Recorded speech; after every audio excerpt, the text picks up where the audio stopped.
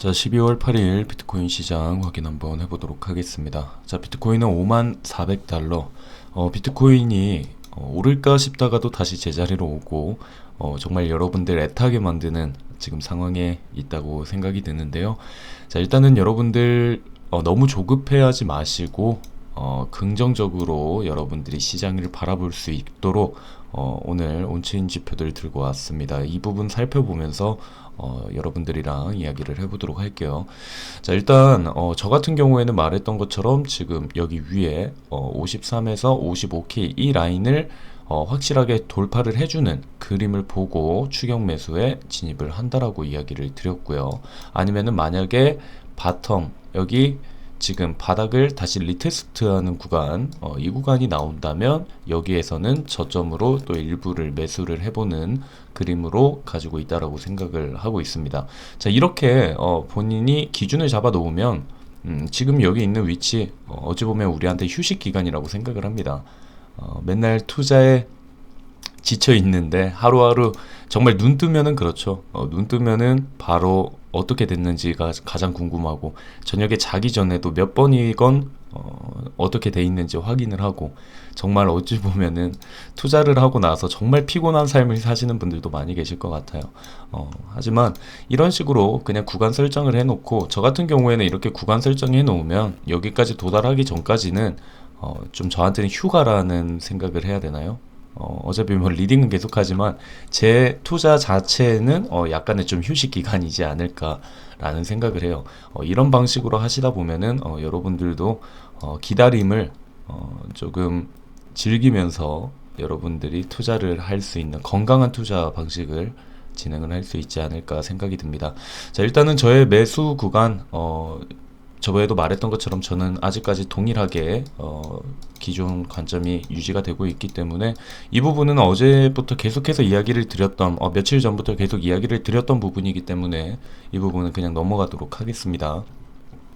자, 그러면 여러 온체인 지표들 보면서 지금 상황이 어떤지 한번 살펴보도록 할게요. 자, 일단 먼저 첫 번째로 라이언페인 비트코인 인류 역사상 최악의 버블이다, 터지면 추악이다, 이런 이야기가 나오고 있습니다. 하지만 여러분들 항상 안 좋게 생각하는 사람이 있으면 좋게 생각하는 사람도 있습니다.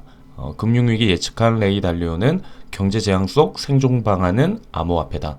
그러니까 하나를 봐도 오른다고 생각하는 상승론을 얘기를 하는 사람과 하락을 얘기하는 사람 두 가지로 나뉘는 것처럼 모든 사람이 통일되게 한쪽의 관점을 바라볼 수는 없습니다. 그렇기 때문에 이런 기사들이 요즘은 더 이슈가 되고 있죠. 왜 그러냐면 사람들이 불안해하기 때문에. 하지만 이런 기사가 있으면 또 반대쪽으로 예측을 하는 사람들도 있다라는 긍정적인 걸 여러분들이 생각을 하시면 좋겠습니다. 자, 이 부분 간단하게 들고 왔고, 자, 이제 여러 온체인 지표들 한번 살펴보면서 우리가 이야기를 좀 해보도록 할게요. 자, 이제 고래들이 움직임을 우리가 볼 수가 있는데 이번에 하락 당시에 여기 보이시는 것처럼 비트코인 100개에서 10,000개의 비트코인을 보유한 이 고래들이 약 67,000 BTC 규모를 매수를 했습니다. 제대로 바이 더 딥을 했죠. 근데 이게 바이 더 딥이 아니라 얘들이 내리고 얘들이 올렸다라는 생각도 많이 듭니다. 그래서 여기에서 지금 비트코인이 급락을 할 때, 밑으로 떨어질 때 여기에서 비트코인을 미리 정리를 했고요. 그 다음에 여기 떨어지고 나서 바로 매수를 진행을 했다. 그래서 이 잠깐 사이에 비트코인의 가치도 약 34억 4천만 달러, 약 4조 500억 원 상당으로 뛰었다 라고 이야기를 하네요.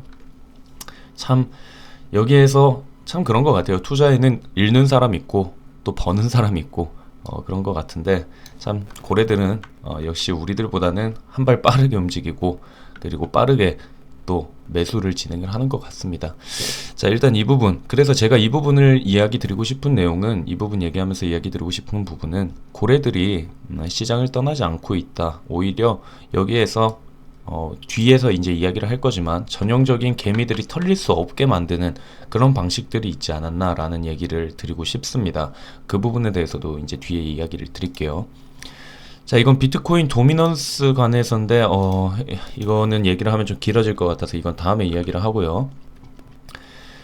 자, 지금 이제 이 USDT 도미넌스, 테더 도미넌스랑 우리가 비교를 해보면, 자, 테더 도미넌스가 여기 캔들인데, 여기 캔들에서 과거에 2021년 초부터 이렇게 비트코인이 상승을 할 때도 여기 USDT 테더가 완벽하게 이제 비트코인이랑은 디커플링 돼 있습니다. 테더 도미넌스가 내려가면 비트코인은 올라가는, 이거는 완벽하게 돼 있기 때문에. 하지만 여기에서 이렇게 횡보를 하는 구간이 존재를 했습니다. 횡보를 하는 기간이 존재를 했는데 이 당시에 비트코인 가격은 계속해서 조금씩 올라가는 그림을 우리가 볼 수 있었죠. 자, 마찬가지로 지금 여기에 하락을 하고 비트코인은 상승을 했는데 여기에서 지금 이 박스권 안에 머물 수 있을 거라는 생각을 하고 있습니다. 여기에서 만약 이탈을 어떻게 하는지에 따라 당연히 또 우리의 전략은 바뀌겠지만, 만약에 여기에서 이렇게 횡보하는 그림이 나온다 라고 하면은 저희 같은 경우에는, 저는 여기 USDT 도미넌스가 이 상자권, 이 빨간색 네모 박스권으로 진입을 한다, 여기까지 내려온다라고 하면은 이때는 비트코인을 매도를 할 겁니다. 이거는 지금 당장에 있을 일은 아니고요. 여기에서 만약에 이 부분까지 밑으로 내려왔다라고 하면은 저는 그때 비트코인을 한번 매도를 할 겁니다. 나중에 이거는 실시간으로 여러분들께 알려드리도록 할게요. 일단은 저는 그런 식으로 준비를 하고 있다라는 점 이야기를 드리고 싶고요. 자, 이제 우리가 볼 지표가 이제 SOPR 지표입니다. SOPR 지표인데 쉽게 말해서 이제 여기 보면은 이제 숏 홀더죠. 여기 단기로 보유하고 있는 사람들의 이 미실현 손익이라고 해야 되나요? 이 부분인데, 자, SOPR 같은 경우에는 말 그대로 이제 스팬 아웃 프로핏 레이시오라고 해서 비트코인이 전송이 됐을 때 그 코인이 바로 직전에 전송된 시점에서의 가격과 그리고 전송이 이루어졌을 때의 가격 간의 비율을 얘기를 해요. 자, 예를 들면 쉽게 말해서 내가 5만 달러, 지금 비트코인이 5만 달러 정도죠? 5만 달러인데 내가 이걸 마지막에 이제 보냈을 때, 전송이 이루어졌을 때 10만 달러다. 그러면은 여기 포인트가, 지금 여기는 안 보이는데 여기가 1이거든요. 1이면 5에서 내가 10만 했다. 그러면 포인트가 2가 되는 거죠. 그러니까 예를 들면은 이제 내가 전송을 받았을 때 시점과 그리고 내가 전송을 이뤄냈을 때 그 시점에 이제 가격 차이, 쉽게 말해서 그냥 내가 얼마를 버렸는지 실현 손익이라고 생각을 하시면 될 것 같아요. 자, 그래서 이 지표가 만약에 1이다, 1이면은 본전이겠죠. 내가 5만에 가지고 그리고 5만에 전송을 했을 때 또 5만 달러였다. 그러면 배수가 1배수죠. 그러면 1이 본전이라는 얘기예요. 자, 그러면 SOPR이 1보다 크다는 것은 뭐라고 얘기를 할까요? 수익을 얻고 있다라는 얘기죠. 근데 자, 이 지표를 보게 되면 이 빨간색 라인이 1입니다. 자, 단기적인 차익 실현이 생긴다. 그러면 반짝 조정이 나타날 수가 있습니다. 그러면 SOPR 지표는 1보다 밑으로 내려가겠죠. 자, 하지만 내려간 이후에 곧바로 이를 회복을 한다라는 거는 상승장이 아직 끝나지 않았고 신규 유입이 계속되고 있다. 매도 이후에 계속 다시 진입을 하고 있는 시장이 끝나지 않았다라는 그런 느낌을 여러분들이 받아볼 수 있을 겁니다. 자, 어떤 얘기냐면 여기에서 이제 밑으로 떨어졌지만 여기에서 떨어지고 이제 우리가 이번에 4월의 하락처럼 떨어지고 여기에서 계속 밑으로 내려가는 것이 아니라, 여러분들 같은 경우에도 그렇죠. 당연히 이제 가격 고점이 올라가면은 비트코인의 가격이 많이 올라갔어요. 내가 가지고 있는 코인이 올라가면은 나중에 차익 실현이 분명히 나오죠.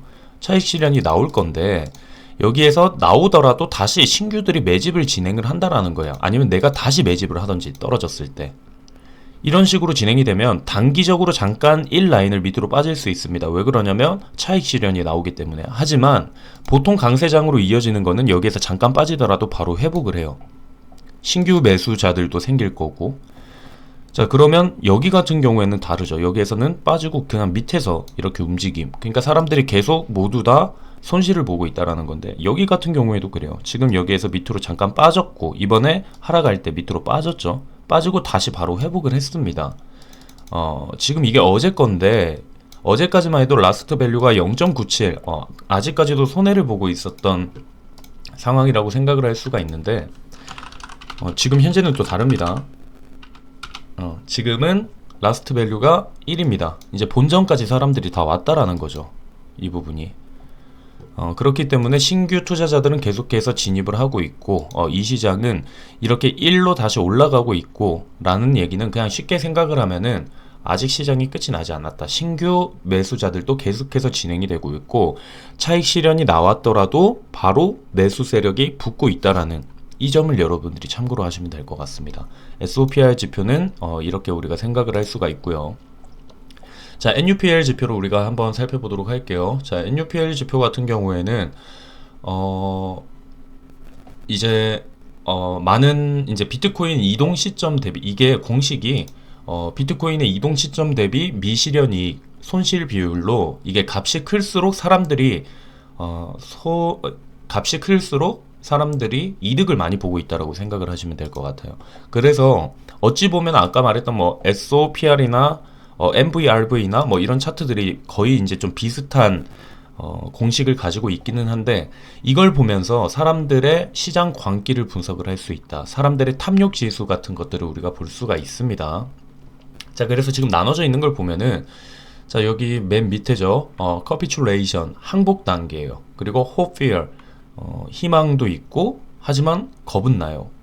희망은 있지만 공포감이 있습니다. 그 다음에 여기는 optimism, denial, 긍정과 부정 딱 중간이죠. 그 다음에 여기 greed, 탐욕이고 그리고 여기 euphoria, 환상, 희열, 광기 뭐 이런 의미를 가지고 있습니다. 사람들이 이제 탐욕에 이제 시장이 많이 과열됐다라는 걸 우리가 볼 수가 있는 건데 자, 지금 같은 경우에 여러분들이 보시면 가격은 지난 이번에 이제 연초 그리고 연초에 있었던 가격 그리고 최근 이제 9월에 조정 오기 전에 7월에 있던 가격 같은 가격선에 있습니다. 지금 5만 달러라는 이 가격이. 하지만 이 연초에는 같은 가격이더라도 탐욕 지수가 굉장히 높죠. 여기에서 optimism, denial 단계 그리고 여기 이제 그리드 단계 윗부분까지 이제 가고 있는 위에 위치를 하고 있는 거고 여기 밑으로 이제 조금씩 같은 가격이라도 밑으로 내려오고 있었죠. 그 다음에 여기 우리가 4월에 조정이 있었던 이 부분에서 사람들의 단계는 밑으로 많이 빠졌죠. 여기에서 호피얼 단계까지 그 이후에 호피얼 단계가 아니라 여기 이제 여기 optimism 그리고 denial 단계 중간 단계까지 왔었는데 자, 그럼 지금 우리가 있는 상황은 같은 가격이지만 상황이 많이 다르죠. 그러니까 사람들이 지금 있는 가격이 예전과 똑같은 가격이더라도 지금 버블이 많이 껴있지 않다, 시장이 과열되지 않았다라는 걸 우리가 생각을 해볼 수가 있을 것 같아요. 그래서 같은 가격이지만 지금 과열이 되지 않았다. 그럼 우리가 연초에부터 이렇게 생각을 해본다면 지금 시장의 과열은 많이 사라져 있다. 버블이 아니라고 생각을 저는 하고 있다라는 거예요. 사람들이 막 미쳐서 광기에 휩싸여서 차익 실현할 것도 없다라는 거예요. 웬만하면은 여기 이렇게 있다라는 건 아까 말했던 것처럼 공식이 있다라고 했죠. 미실현 이익 손실 비율로 이제 값이 높을수록 사람들이 이득을 보고 있기 때문에 차익 실현이 나올 가능성도 많이 있겠죠. 조금만 시장이 불안하면은 내가 수익 내고 있는데 좀 불안해요. 그러면 빨리 팔아서 수익을 내야지라고 하는 차익 실현이 나올 수가 있는데 차익 실현이 크게 나올 상황도 아니라는 거죠. 그래서 시장은 과열이라고 하기에는 무리가 있다. 지금 굉장히 좀 안정화를 시키고 있는 안정적인 가격 형성대를 만들고 있는 시장이라고 저는 생각을 해요. 뭐 광기에 쌓여 있지도 않고. 그래서 이 부분을 여러분들께 좀 이야기를 드리고 싶어요. 그래서 전체적으로 봤을 때 우리가 뭐 13년도부터 시작을 했을 때도 여기 유포리아 단계까지 여기 이렇게 진입을 했고 여기 사람들 탐욕 지수가 많이 높아졌고 자 이렇게 되면 어떻게 된다 했죠? 아까 말했던 것처럼 사람들이 실현 손익이 지금 많으니까 미실현 손익이 많으니까 이득을 많이 취하고 있으니까 분명히 차익 실현이 나올 수밖에 없는 거죠. 하지만 지금 단계에서는 차익 실현이 크게 뭐 나올 확률 상황이 아니라는 거죠. 여기에서도 이렇게 밑으로 빠졌고 그래서 여기에서 이렇게 빠지고 지금 치고 올라가는 이런 그림처럼 이 그림도 충분히 가능할 수 있다라는 이야기를 좀 드리고 싶습니다. 자, 그리고 이제 다음 거 볼 건데, 이제 금리 인상 관해서 이 부분도 이야기 드려보도록 할게요. 자, 이제 금리 인상 많은 분들이 이제 걱정을 많이 하고 있습니다. 자, 13년도부터 그러면 금리 인상이 어떻게 진행이 됐었는지. 자, 13년도에 벤 버냉키 의장이 이제 테이퍼링 실행을 하죠. 그리고 이제 15년부터 금리 인상이 됐을 때 어떤 식으로 진행이 됐는지 이 부분을 살펴보면은 15년도에 금리 인상이 실제로 이렇게 진행이 됐습니다. 하지만 여기에서 비트코인의 가격 같은 경우에는 계속해서 상승을 하고 있죠. 물론 여기에서 지금 단기적인 이런 쇼크들이 중간중간에 있기는 합니다. 있기는 한데 이 부분들이 어찌 보면 뭐 우린 클 수 있죠. 왜 그러냐면 지금 여기 15, 16 이렇게 봐서 여러분들이 뭐 이게 너무 쉬워 보이지만 우리는 한 달 한 달 하루하루를 투자하는 사람들이기 때문에 단기 쇼크도 굉장히 중요하죠. 하지만 제가 이야기 드리고 싶은 거는 금리 인상을 한다라고 해서 시장이 아예 끝나는 게 아니라 전체적인 방향으로는 우상향을 한다. 그래서 단기적인 쇼크가 있을 수는 있지만 그거와는 차이가 있다라는 걸 여러분들께 이야기를 드리고 싶어요. 그래서 실제로 이제 증시도 보게 되면은 증시도 여기에서 금리 인상 때 이렇게 쇼크들이 많이 옵니다. 금리 인상이 될 때 시장 자체가 당연히 이제 타격을 받죠. 금리 인상을 하면 당장 이자를 내야 되는 부채 부담감이 많이 늘어나고 하기 때문에 당장의 쇼크는 있지만 전체적으로 또 큰 그림 보면은 계속해서 우상향을 했다라는 이런 부분들을 여러분들이 좀 체크를 해볼 수가 있어요. 그래서 제가 저번에도 말했던 것처럼 금리 인상이 되기 위해서 조건이 뭐라 했죠? 금리 인상은 경제가 회복이 돼야 된다. 그래서 단기적인 쇼크는 있지만 경제 회복이 되고 있는 방향이기 때문에 금리 인상이 무조건 나쁘지는 않다. 당연히 우리한테 당장에는 안 좋을 수 있지만 좀 장기적으로 보시는 입장에서는 금리 인상도 그렇게 무서운 건 아니다라고 여러분들께 이야기를 드리고 싶어요. 하지만 우린 단기적으로 보시는 분들이 많이 있기 때문에 쇼크가 무섭긴 하겠죠. 하지만 우리가 장기적으로는 이것도 그렇게 큰 무서운 문제거리는 되지 않는다라는 장기적인 입장에서 이야기를 드리는 겁니다. 자, 그리고 이제 마지막으로 이제 이거 하나만 살펴보고 마무리할 건데, 참 우리가 이제 53K 제가 지금 계속해서 53K 부분까지 오면은 제가 이제 매수를 진행을 하겠다라는 이야기를 계속 하고 있죠, 여러분들께. 자, 그럼 그 이유에 대해서 한번 이야기를 살펴보도록 할게요. 살펴보면은 지금 우리가 자 생각을 해보면 우리가 이 53K 라인이 만약 안 뚫렸다면 생각을 해봅시다. 자, 우리가 여기 7월에 상승을 했을 때 저점 찍고 이제 상승 시작을 하고 고점 찍고 조정까지 왔을 때 70일이 걸렸어요. 70일이 걸렸고 이때 약 75% 바닥부터 고점까지 75%. 그럼 여기 같은 경우에도 만약에 3일 동안 지금 우리가 양봉으로 마감을 하기는 했죠. 3일 동안 마감을 했는데 만약에 여기가 이제 조정의 끝부분이라고 우리가 생각을 해본다면 여기도 약 67일 정도가 소요가 됐고요. 71% 정도가 올랐습니다. 굉장히 차트를 보면은 이상적인 차트죠. 정말 정직한 차트. 여기에서 이렇게 올려주고 그리고 여기서 이렇게 올려주고 그래서 여기 만약 53K 이 라인, 54K 라인 이 라인만 안 뚫렸다면 여기에서 정확하게 정말 차트가 이쁘게 나올 수가 있었겠죠. 하지만 여기에서 우리가 체크를 해야 되는 건 바로 그거예요. 54K까지 자 예를 들면은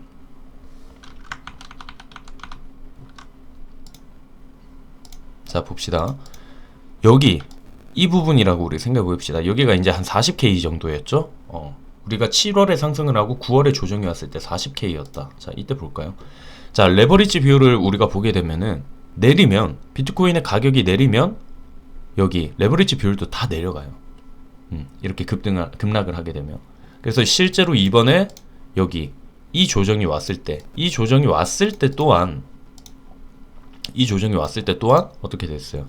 보시면 여기 이렇게 밑으로 떨어지는 레버리지 비율이 밑으로 청산이 되는 청산이 아니라 이제 그 비율이 낮아지는 이걸 그림을 볼 수가 있는데 정말 이때까지 계속 이렇게 했는데 이제 개미들이 조금 스마트해지긴 했어요. 예전에는 차트 볼 줄도 모르고 그냥 뭐 코인 뭐 이름만 보고 뭐 사시는 분들도 있고 날씨 매매라고 해서 날씨 좋으면 사시는 분들도 있고 했는데 이제 어느 정도 다들 이렇게 지표를 볼 수가 있고 스스로 공부를 하면서 하다 보니까 참 이게 세력들도 그럴 것 같아요. 여기에서 지금 가격이 이렇게 내려왔는데 오히려 레버리지 비율은 높아지네? 이때까지 다 이렇게 조정이 오면은 사람들이 이렇게 밑으로 털리고 했었는데 여기는 밑으로 내렸어요. 하지만 여기 레버리지 비율은 높아졌어요. 그러니까 가격은 계속해서 안 떨어지고 레버리지 비율은 계속해서 과열돼 있었죠. 제가 계속해서 레버리지 비율이 높다라고 했는데 저도 참 이게 이해가 안 갔어요. 이 정도 가격이 떨어졌는데 왜 이게 떨어지지 않을까? 그래 생각을 해보면 개미들이 참 똑똑해졌죠. 그래서 이 라인 결국은 위에서 말했던 것처럼 고래들은 여기에서 던져버리고 가격 한번 더 폭락시켜서 우리가 기존에 지금 생각을 했던 대부분의 사람들이 54K, 53K를 외치고 있었죠. 그래서 이 라인을 그냥 무너뜨려 버려서 패닉으로 결국은 원하는 대로 여기에서 레버리지 비율을 떨어뜨렸다. 자, 그래서 제가 이야기 드리고 싶은 건 지금 이런 상황이 있으면 왜 53K를 얘기를 하느냐. 지금 우리가 여기 라인이었죠. 만약에 이 추세로 다시 진입을 하기 위해선 여기 53K 라인을 좀 뚫어주는 그림이 나와줘야 그래도 좀 안전하지 않을까.